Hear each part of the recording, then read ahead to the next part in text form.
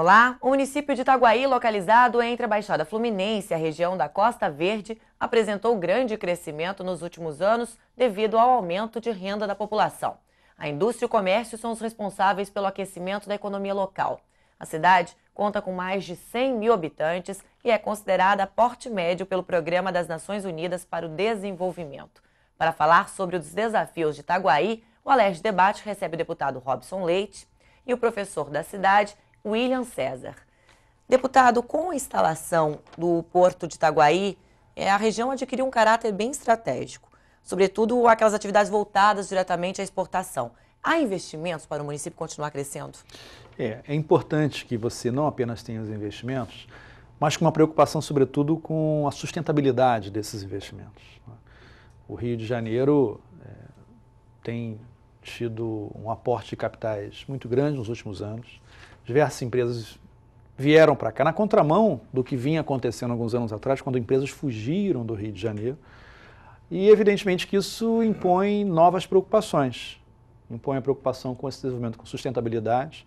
Ninguém quer abrir mão da geração de trabalho, emprego e renda. Isso é importante para o Estado. Mas é importante também que, primeiro, a economia local seja observada.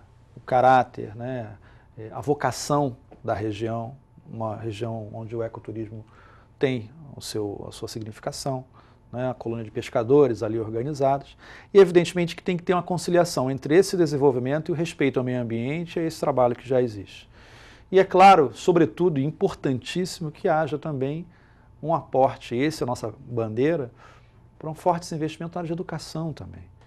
Você fala de desenvolvimento, geração de postos de trabalho, mas também é importante a capacitação, a erradicação de analfabetismo em algumas regiões onde carece muito desse tipo de investimento, e o ensino profissionalizante, porque vai ser talvez a grande demanda para essa área para os próximos anos. E é evidentemente que isso, sem a participação decisiva do Estado com esses recursos, é impossível se falar em desenvolvimento, inclusive desenvolvimento sustentável. Professor William, você me contava aqui que a região é uma região rural, e aí com a chegada de pessoas também da zona rural, a população aumentou e vocês sofrem com algumas coisas lá em Itaguaí. Quais os principais problemas de uma cidade que vem crescendo também? Um dos nossos problemas que nós temos até alguns anos atrás, nós éramos um município rural e com a expansão se tornou um município metropolitano, O que vem acontecendo, como o companheiro aqui, o deputado Robson Leite falou, a questão da educação, ensino técnico, profissionalizante, que poucas pessoas da cidade tinham essa visão de buscar essa qualificação, Hoje nós temos um grande crescimento na cidade devido aí ao Porto de Itaguaí, a ampliação do Porto Sudeste, a chegada da CSA na zona industrial do distrito de Santa Cruz. Isso vem trazendo o quê? Uma chuva de emprego dentro do município. Só que a população não está qualificada, Falta ensino técnico, profissionalizante. Tem cerca de 2 anos, vemos agora vindo do Cefet para Itaguaí, mas ainda é muito pouco, porque a boa parte da população não tem acesso a essa educação, Precisa haver mais investimentos em termos de ter ensino profissionalizante, para o trabalhador conseguir. Na região também, eu estava vendo aqui, são 29 mil matrículas em mais de 130 escolas públicas e particulares. Como que é a frequência desses alunos em sala de aula? Bom, o nosso maior desafio é o ensino noturno, que existe essa evasão que fica entre o trabalho e a escola. Na verdade, a gente sabe que precisamos da educação, mas tem que correr atrás do seu sustento. E talvez com o ensino, qualificação profissional, fosse levada para a sala de aula, isso a gente ia conseguir forçar mais o aluno a ter o gosto pela sala de aula. Tem outro aspecto também, Grazi, se você me permite, que esse desafio não é só da região, não é só naquela região de Itaguaí. Você tem essa problemática em todo o Estado. A evasão da educação hoje é o grande desafio da Secretaria de Educação e do Governo do Estado.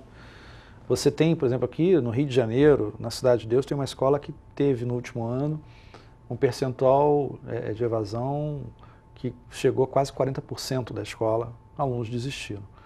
Muito em função da questão da municipalização, é um processo que por si só já gera polêmica, já gera riscos, porque você passa para o município, evidentemente, mas tem que saber se o município tem condições de absorver. Segundo, tem que também verificar se os alunos que estão ali naquela escola, e evidentemente que estão eles estão por uma questão geográfica, se eles não vão ser impactados e abandonar o estudo porque você mudou de um bairro para o outro e, em função do transporte, você inviabilizou a continuidade desse aluno. E quando você fala de fechamento de escolas noturnas, muitas das vezes você está dialogando, por exemplo, com um público que está buscando a volta para o processo de educação.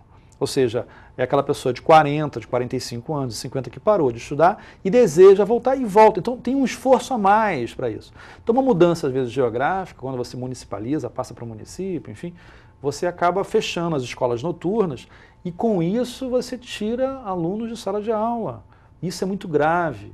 Nós temos hoje no Rio de Janeiro uma política de segurança pública acertada, a meu ver, que é o PP, que pela primeira e tem um mérito fantástico.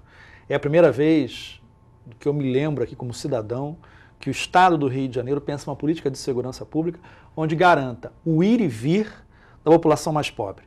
Porque antigamente, quando você sabia que na comunidade tem o tráfico de drogas, né? Existia lá o tráfico de drogas, mas enquanto ele estivesse fechado na comunidade pobre, não chegasse ao asfalto, estava tudo bem. Era essa a mentalidade da época, não se importando com esse direito de ir e vir de quem mora numa comunidade pobre. E hoje o Brasil vive um momento onde o filho da pessoa que mora numa comunidade que é pobre está na universidade, em função do ProUni, em função de uma nova política de acesso à universidade. Então você tem um outro problema, que esse jovem vai chegar de madrugada, vai chegar à noite, 10, 11 horas da noite, vindo da universidade. Como é que é o ir e vir desse jovem? Então a política de segurança pública da UPP, ela também pauta isso. Agora, evidentemente que ela não pode se extinguir apenas nesse aspecto. Tem o braço da educação. Eu me lembro como o secretário Beltrame, assim que assumiu a Secretaria de Segurança, ele disse uma coisa que para mim foi marcante, que o braço da polícia tem que ser o último braço presente numa comunidade pobre. Que antes você tem que entrar com educação, com cultura, com saneamento básico, com creches, ou seja, uma política estruturante e que realmente recupere a dignidade da pessoa. Claro que a gente vive uma situação de exceção nessas comunidades dominadas pelo tráfico. Então você precisou inverter a lógica. Só que essa inversão, ela só vai funcionar se você entrar imediatamente no que a gente chama da UPP social, do que o secretário Rodrigo Neves tem feito, e, sobretudo, com uma política de educação que garanta o aluno na escola. Até nós temos, né? Tem o Renda Melhor Jovem, mas é importante que a Secretaria de Educação também tenha uma preocupação com relação à evasão, que se dá, sobretudo, pelo fechamento das escolas noturnas, pela ausência de uma política onde você paute o ensino de jovens e adultos, o EJA, e que isso seja prioridade do Estado, né? Essa é a nossa grande bandeira de diálogo, de discussão, de intervenção junto ao governo do Estado, para que essa camada da população possa ser bem atendida e aí sim acompanhar o desenvolvimento de regiões como de Itaguaí, que tem uma geração de empregos muito grande, que tem um outro legado que é importante, a gente não pode deixar de lado, que é a questão do impacto ambiental, que tem que ser mitigado, tem que ser tratado, o respeito à economia local que se organiza, a colônia de pescadores, isso tudo tem que entrar no contexto, né? Para aí sim, a partir daí você fazer uma construção de um desenvolvimento sustentável que paute a educação, que paute esses outros elementos, a questão de creche é importantíssimo, e isso é responsabilidade das prefeituras, né? Esse ano é um ano eleitoral e a gente vai eleger vereadores. E é fundamental que, na discussão de programas de governo, entre a questão das creches. O maior benefício que tem hoje uma comunidade carente que sofre por esse impacto de geração de trabalho e renda, que é positivo, é a possibilidade de você fazer com que os pais possam frequentar o trabalho tendo a segurança de ter seus filhos numa creche de qualidade, e é obrigação do município, em parceria com o Estado e governo federal principalmente, a construção dessas creches. Por falar em direitos de ir e vir, como é o índice de criminalidade lá em Itaguaí?